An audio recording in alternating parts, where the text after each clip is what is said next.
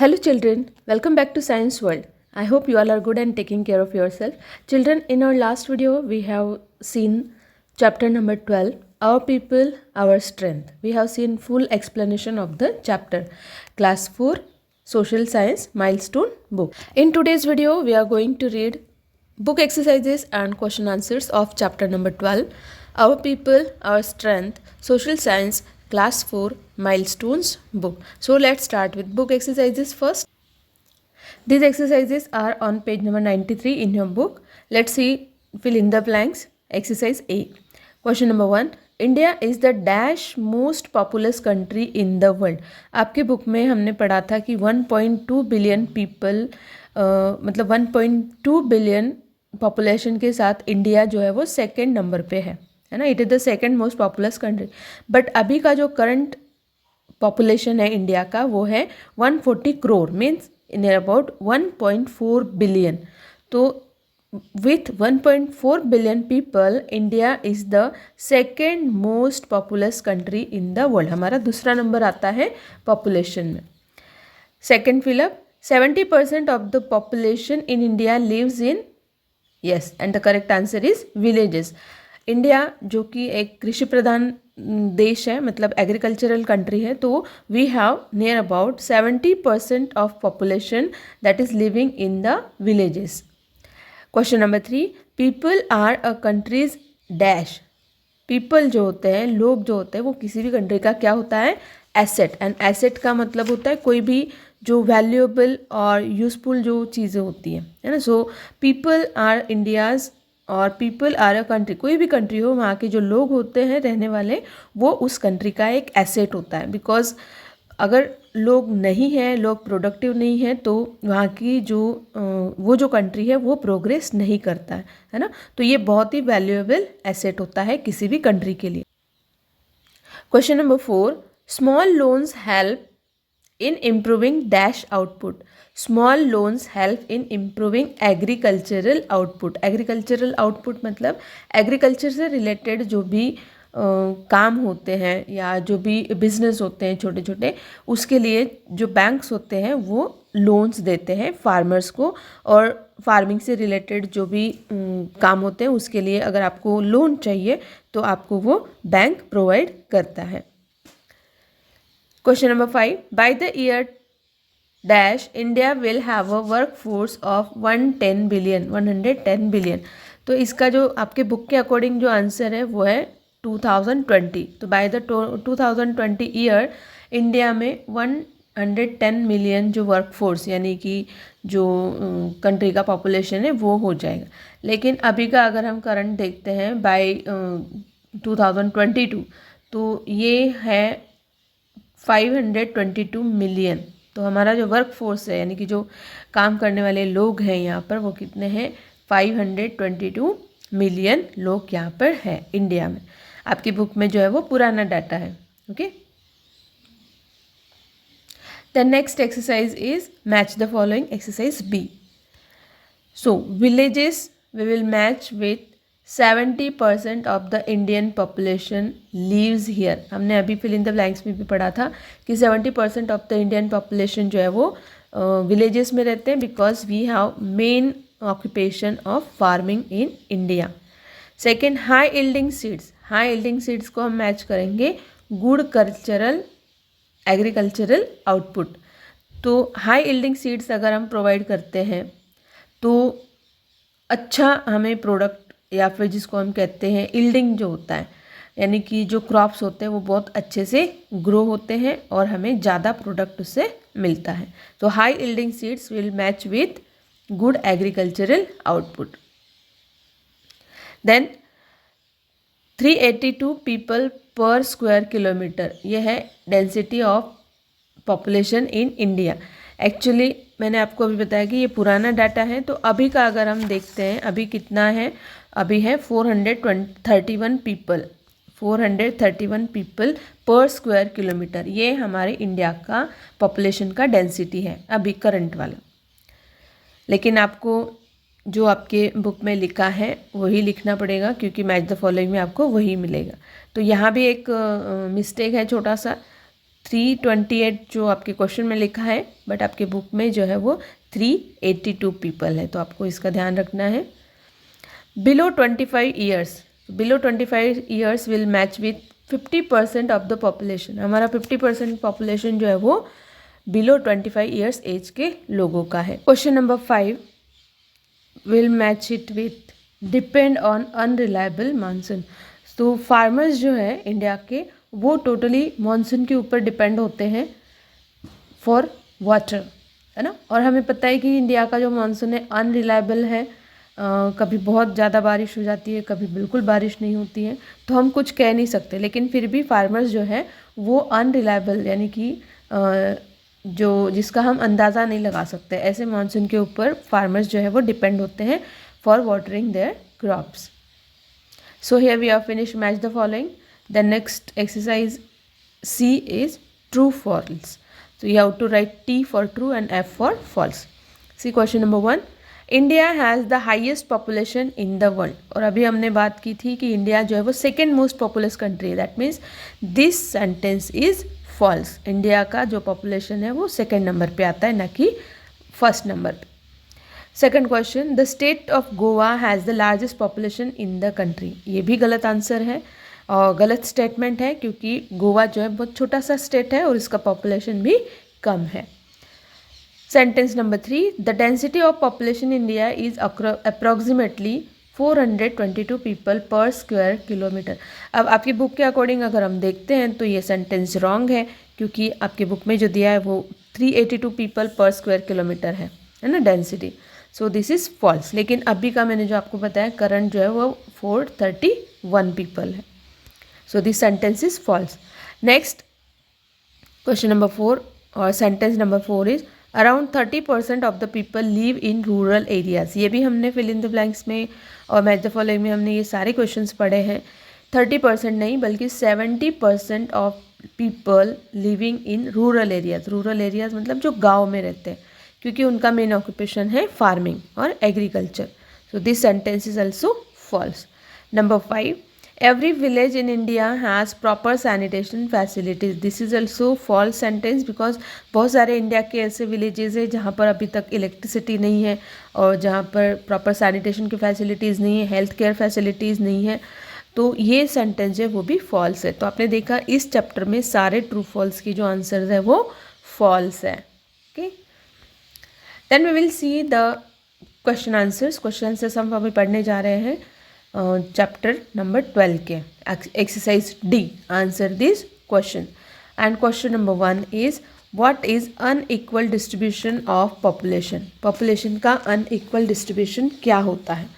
So let's see, हमने इस chapter में पढ़ा था कि इंडिया में जो पॉपुलेशन है वो एक जैसा नहीं है पूरे कंट्री में, है ना। कहीं बहुत कम पॉपुलेशन है, कहीं बहुत ज़्यादा पॉपुलेशन है, तो उसी से रिलेटेड ये क्वेश्चन है। इन इंडिया, आंसर देखिए, in India some places are thickly populated. कहीं कहीं पे थिक पॉपुलेशन है, मतलब वहाँ पर स्क्वायर किलोमीटर जो है लोग बहुत ज़्यादा रहते हैं। Whereas certain places are sparsely populated. Sparsely मतलब थिनली पॉपुलेटेड, जहाँ पर स्क्वायर किलोमीटर बहुत कम लोग रहते हैं। फॉर एग्जाम्पल के साथ हम इसको लिख सकते हैं, Delhi is densely populated while Ladakh जो है वो स्पार्सली पॉपुलेटेड है। दिल्ली में जो पर स्क्वायर किलोमीटर जो लोग रहते हैं, 1 किलोमीटर के रीजन में रहने वाले लोगों की जो नंबर है वो बहुत ज़्यादा है, जबकि लद्दाख में ये बहुत कम है। And this is called the unequal distribution of population. इसी को हम कहते हैं अनइक्वल डिस्ट्रीब्यूशन ऑफ पॉपुलेशन। अब ऐसा क्यों होता है, बहुत सारे फैक्टर्स होते हैं इसके लिए। देखिए लद्दाख जो है it is the mountainous area, वहाँ बहुत कोल्ड रीजन है, वहाँ पर ज़्यादा आपको फैसिलिटीज़ नहीं मिलती हैं, जॉब अपॉर्चुनिटीज़ कम है। और दिल्ली अगर आप देखते हो तो दिल्ली जो कि एक मेट्रो सिटी है, वहाँ पर सारी फैसिलिटीज़ आपको मिलती हैं, जॉब अपॉर्चुनिटीज़ हैं, इसलिए लोग यहाँ पर ज़्यादा रहते हैं। और दिल्ली जो है वो नॉर्दर्न प्लेन्स में आता है, तो यहाँ पर ट्रांसपोर्ट फैसिलिटीज़ भी अच्छी है। तो ये कुछ रीजंस है जिसकी वजह से इंडिया में अनइक्वल डिस्ट्रीब्यूशन ऑफ पॉपुलेशन हमें देखने को मिलता है। Question number 2, name any 3 areas in which you think India has made progress. हमने जब चैप्टर पढ़ा था तो इसके बारे में बहुत अच्छे से डिस्कस किया था कि कौन कौन से फील्ड्स में, कौन कौन से एरियाज़ में इंडिया ने प्रोग्रेस किया है। प्रगति की है। तो उनमें से कुछ हम लिख सकते हैं, जैसे कि मेडिकल साइंसेस, एजुकेशन फील्ड है, इंडस्ट्रीज़ है, transport, sports, technology, health care. ये कुछ ऐसे फील्ड्स हैं जिसमें इंडिया ने प्रोग्रेस किया। इंडिया ने मतलब इंडिया में रहने वाले जो लोग हैं उन्होंने इन फील्ड्स में जो है बहुत अच्छे अच्छे काम किए हैं और इंडिया को प्रोग्रेस दिलाई। जैसे अगर हम ट्रांसपोर्ट का देखते हैं तो आज बहुत सारे स्टेट्स को कनेक्ट करने वाले नेशनल हाईवेज़ हमारे पास है। एजुकेशन के फील्ड में अच्छी अच्छी फैसिलिटीज़ हम गवर्नमेंट स्कूल्स भी प्रोवाइड कर रही है। इंडस्ट्रीज़ का देखा जाए तो we have large number of industries और बहुत सारी चीज़ें हम इंडिया में ही बनती है, जबकि बहुत सारी चीज़ें हम इंपोर्ट भी करते, एक्सपोर्ट भी करते हैं दूसरे कंट्रीज़ को। स्पोर्ट्स में हम बहुत सारे मेडल्स ओलंपिक से लेकर के जो दूसरे इंटरनेशनल इवेंट्स होते हैं उसमें भी हमारे जो प्लेयर्स होते हैं वो बहुत अच्छा काम कर रहे हैं। टेक्नोलॉजी है, मेडिकल साइंस है, हर फील्ड में जो है इंडिया प्रोग्रेस कर रहा है ना। सो दिस इज़ न्यू इंडिया, ये नया भारत है जो हर फील्ड में प्रोग्रेस कर रहा है। तो इसमें से आप कुछ जो आपको अच्छे लगते हैं, जो आपको याद हो जाएंगे, ऐसे 3 एरियाज़ आप इसमें लिख सकते हो। ज़रूरी नहीं कि आपको 3 से ज़्यादा लिखने हैं, क्वेश्चन में जितने पूछे उतने ही आपको लिखना है। Then next question is what are the basic requirements of people in every society. हर सोसाइटी के जो लोग होते हैं उनकी कुछ बेसिक रिक्वायरमेंट्स होती हैं। वो आपको भी पता है कि हमें जीने के लिए या ज़िंदा रहने के लिए फूड, वाटर और शेल्टर चाहिए होता है, ये तो है ही। इसके अलावा हमें और कौन सी चीज़ें चाहिए होती है? तो सीधा answer, the basic requirements of people in every society are food, water, housing, मतलब शेल्टर। फूड, वाटर, शेल्टर ये तो हमारी फंडामेंटल रिक्वायरमेंट्स हैं। देन हेल्थ केयर, आप बीमार हो जाओ तो आपको हॉस्पिटल या क्लिनिक चाहिए, है ना, डॉक्टर्स चाहिए। देन एजुकेशन के लिए आपको स्कूल्स, कॉलेजेस, यूनिवर्सिटीज़, छोटे बच्चों के लिए जो प्ले ग्रुप्स या नर्सरीज़ होती हैं वो चाहिए। देन सबसे इम्पॉर्टेंट है आपको जॉब चाहिए पैसे कमाने के लिए। ये सारी चीज़ें जो है food, water, housing, health care, education, ये आपको पैसे देकर ही मिलेंगी और इसके लिए आपको सबसे इम्पॉर्टेंट आपके पास जॉब होना चाहिए। So these are all the basic requirements of people living in the society. Question number 4, what is the main reason behind migration from villages. हम देखते हैं कि बहुत सारे लोग जो है वो विलेजेस से सिटीज़ में, टाउन्स में आ रहे हैं, है ना। अब इसका सबसे बड़ा रीज़न है कि lack of job opportunities. Villages में बहुत सारे जॉब्स नहीं होते हैं। अब विलेजेस के जो बच्चे होते हैं वो बाहर पढ़ने जाते हैं, टाउन्स में, सिटीज़ में, यूनिवर्सिटीज़ में वो पढ़ते हैं। हाँ, क्वालिफाइड होते हैं, हाईली क्वालिफाइड होते हैं, उनके पास बड़ी बड़ी डिग्रीज़ होती है। लेकिन ये जो डिग्रीज़ हैं उनको विलेजेस में काम नहीं आती, क्योंकि वहाँ पर जॉब अपॉर्चुनिटीज़ नहीं, वहाँ पर ना तो मल्टीनेशनल कंपनीज़ है और ना ही वहाँ पर इंडस्ट्रीज़ होती है। तो इसलिए उनको गाँव छोड़ के, विलेज छोड़ के सिटीज़ और टाउन्स में माइग्रेट करना होता है। तो माइग्रेट करना मतलब वो सिटीज़ में जाते हैं स्पेशली जॉब के लिए।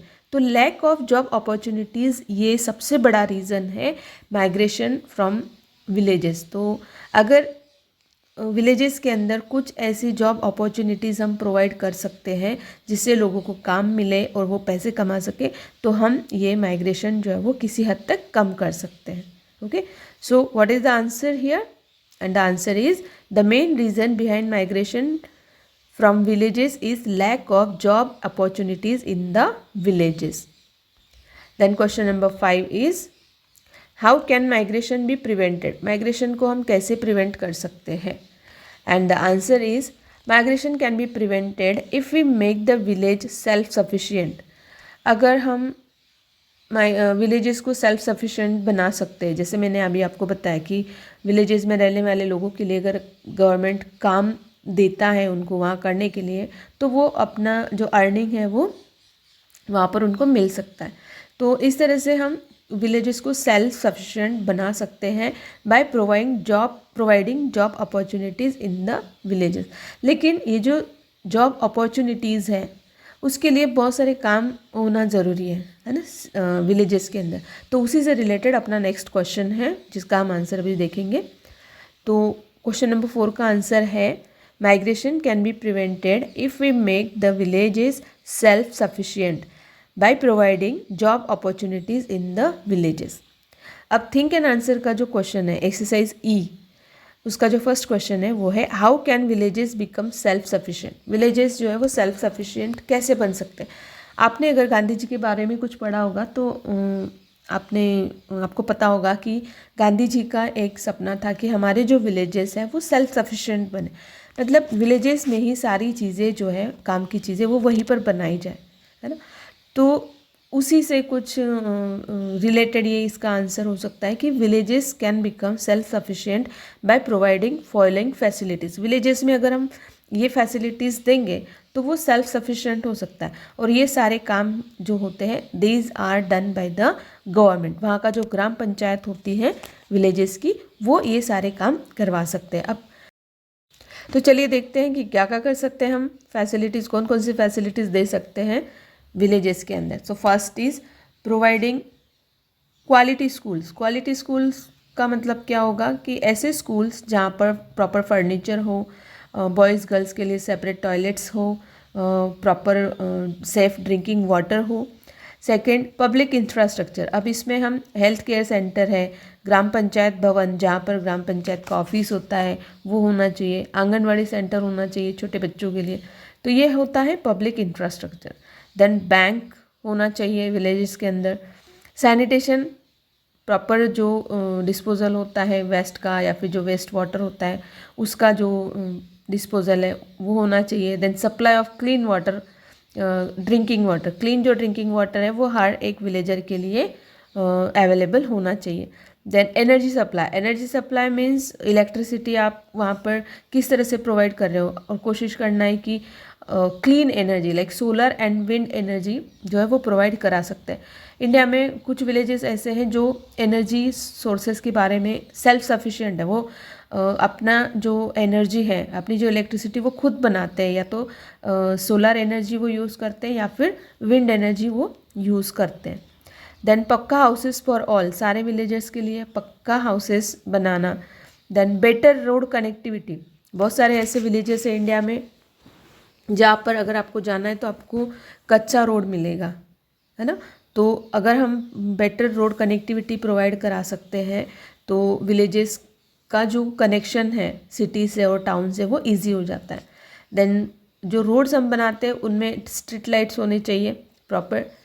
And the last, internet availability. आजकल इंटरनेट आपको हर कहीं मिल जाता है, छोटे छोटे गांव में भी इंटरनेट अवेलेबल है, और वो ज़रूरी भी है क्योंकि बहुत सारा काम जो है हमारा वो बिना इंटरनेट के रुक जाता है, क्योंकि हम बैंक का जो हम काम करते हैं वो भी ऑनलाइन हो गया है आजकल, एजुकेशन है वो भी ऑनलाइन है। देन बहुत सारे ऐसे काम होते हैं जो हम ऑनलाइन करते हैं, जैसे इलेक्ट्रिसिटी बिल आपको भरना है तो वो भी ऑनलाइन भरा जा सकता है। आपको किसी कहीं पर एडमिशन लेना है तो आप ऑनलाइन फॉर्म वहाँ पर भरा सकते हैं। आप ऑनलाइन बुकिंग कर सकते हैं ट्रेन्स की, एरोप्लेन्स की और बसेस की, है ना, तो ट्रैवलिंग बुकिंग आप करा सकते हैं। तो ये सारी चीज़ें हम करते हैं इंटरनेट से, है ना। तो इंटरनेट फैसिलिटी भी गांव में होनी चाहिए। तो ये सारी फैसिलिटीज़ जब किसी गांव में प्रोवाइड हो जाती है विलेजेस में, तो हम कह सकते हैं कि that village becomes self sufficient. Okay, तो ये सारी चीज़ें आपको उसमें लिखनी है। देन नेक्स्ट क्वेश्चन जो है वो आपका लाइफ स्किल का है। What is the question, let's see. Question number 1, life skill F exercise. You may have noticed that a large number of students rush to the water taps during the recess. Imagine you are the monitor. How will you handle the rush and ensure that everyone gets water to drink? तो ये एक बहुत common scene होता है schools में कि जैसे ही bell बजती है, रेसेस बेल होती है, तो all the students they rush towards the water taps and washrooms, एक साथ सब भागते हैं, है ना। तो अगर ऐसा कुछ आपकी स्कूल में है and you are the monitor of your class, then आप इस सिचुएशन को कैसे हैंडल करोगे, इस रश को आप कैसे हैंडल करोगे। इसका आंसर है 2, मैंने इसमें ऑप्शन दिए हैं। अगर आपको कोई और इसमें समझ में आता है तो वो आप इसमें लिख सकते हो। तो first one is I will send, अगर मैं मॉनिटर हूँ तो I will send only a few students at a time and ask them to take and fill the some bottles to with them. तो अगर मैं मॉनिटर होती तो मैं क्या करती, मैं थोड़े ही स्टूडेंट्स को एक साथ भेजती और उनको दूसरे बच्चों की जो बॉटल्स हैं, दूसरे जो स्टूडेंट्स हैं उनकी बॉटल्स भी मैं उनके साथ देती फिल करने के लिए, है ना। तो एक तो ये तरीका हो सकता है, या फिर second, I will send the students in line. मैं बच्चों को लाइन में भेजती so that everyone gets water. Okay, तो ये 2 तरीके हैं। अगर आपको कुछ और आइडिया आता है, अगर आप कुछ और इमेजिन करते हो तो वो आप अपने आंसर में लिख सकते हो। Okay, so here we have finished this book exercises of chapter number 12। अगला जो वीडियो हमारा होगा उसमें हम चैप्टर नंबर 13 पढ़ेंगे और उसके बाद वाले वीडियो में हम उसकी एक्सरसाइजेस पढ़ेंगे। Okay, so thank you for watching this video. We will meet soon in our next video. Till then, take care. Bye bye.